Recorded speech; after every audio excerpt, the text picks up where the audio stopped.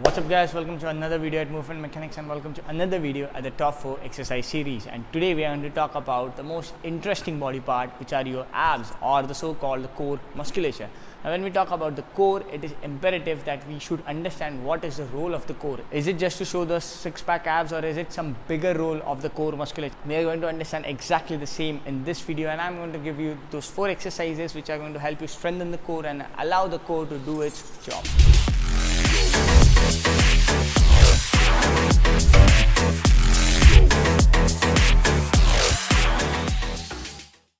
As per the traditions of the series, before we begin the practical aspect, we are going to understand some anatomy regarding the core. Now, the core musculature is combined of rectus abdominis, the transverse abdominis, the external oblique and the internal oblique.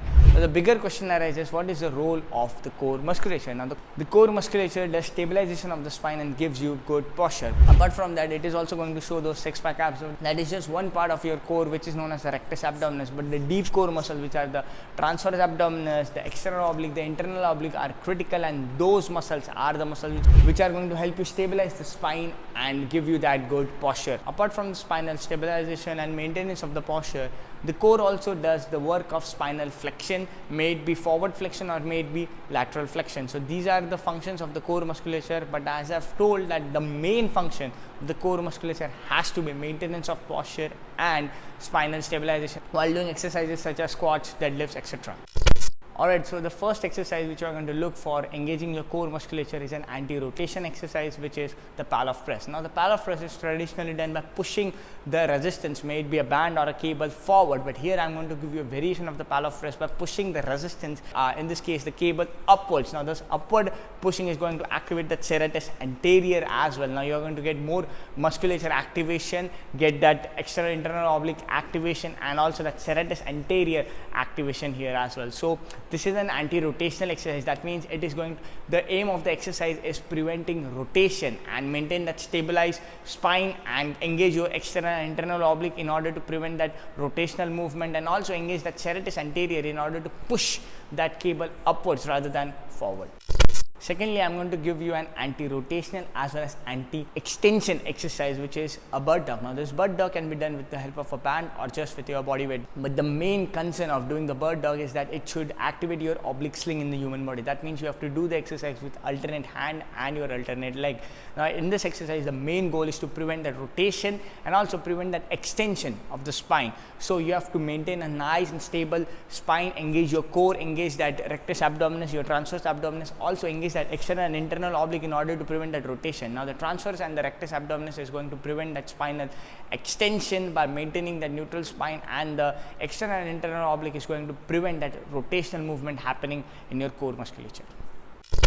Thirdly, I am going to give you a very good variation of the side plank, which is not only going to engage that lateral aspect of the core, but also the lower abs, which are imperative for maintaining a good posture in the human body. Now, the lower abs are very difficult to engage, but this exercise is going to give you that engagement while doing a side plank as well. Now, side plank is a very good exercise for your external and internal oblique, but if you are going to mix the side plank with hip flexion and extension, then that lower ab engagement is going to happen. So make sure that you are doing this multi-purpose exercise so that you get the extra benefit from the side plank by engaging your lower abs as well. Finally, we are going to look at an exercise which is going to engage each and every deep musculature of your core muscles. Now, this exercise is a very good exercise which is known as the Turkish get-up. Now, the Turkish get-up is the best exercise for engaging every muscle group in the core, the external internal oblique, the rectus abdominis, the transverse abdominis, everything is engaged perfectly in this exercise. Even the serratus anterior takes a bit of part in the start of the exercise.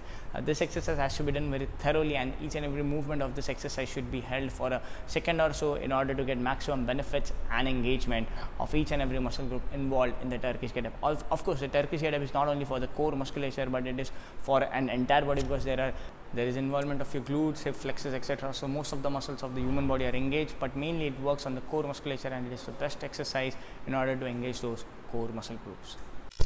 So why I don't recommend traditional exercise like the crunches or the Russian twist is that those exercises are not going to do the role what the core is supposed to do, which is stabilization of the spine and maintenance of the posture as well. Now I've told you that there are other role of the core, which is lateral flexion and spinal flexion as well, but I don't recommend doing crunches or Russian twists, etc. So these exercises are not going to do the stabilization of the spine and the postural maintenance in the human body, whereas the exercise which I have recommended in this video are going to do the role which the core has to do. From an athletic perspective, for example, when Ronaldo is running or dribbling, you don't need this flexion and extension of the spine, whereas you need a good neutral spine and good posture in order to dribble the ball thoroughly, in order to sprint as fast as you can without any energy leak. So this is where that core stabilization and postural maintenance comes into the picture. Also, whenever you are just walking around or whenever you are just standing, you need to have good posture. Your core should look good, your posture should be very nice and stable. For example, issues such as the lower cross syndrome, which is the anterior pelvic tilt or the posterior pelvic tilt, this is where the core activation comes into the picture. This is where the spinal stabilization of the core comes into the picture. So if you want to reduce this kind of issues and if you want to improve your athletic performance, then having these kind of exercises in your training programs is critical, rather than the traditional core or abs exercises, which are generally going to engage that rectus abdominis, which is the six-pack abs, which is not the important musculature, whereas the deep musculature such as the internal, external oblique or the transverse abdominis is an important part of the core when we talk from an athletic performance perspective. So I hope you have loved this 4 exercises which are going to engage that core musculature very brutally and give you those six-pack abs which are workable and not just show off six-pack abs. So if you have loved this video, make sure to like, the share, the subscribe as well as the notification bell icon so that you never miss a video whenever I am uploading a new one. Also, if you have got any doubts or comments regarding this video, make sure to drop that in the comment section. Alright guys, see you in the next one.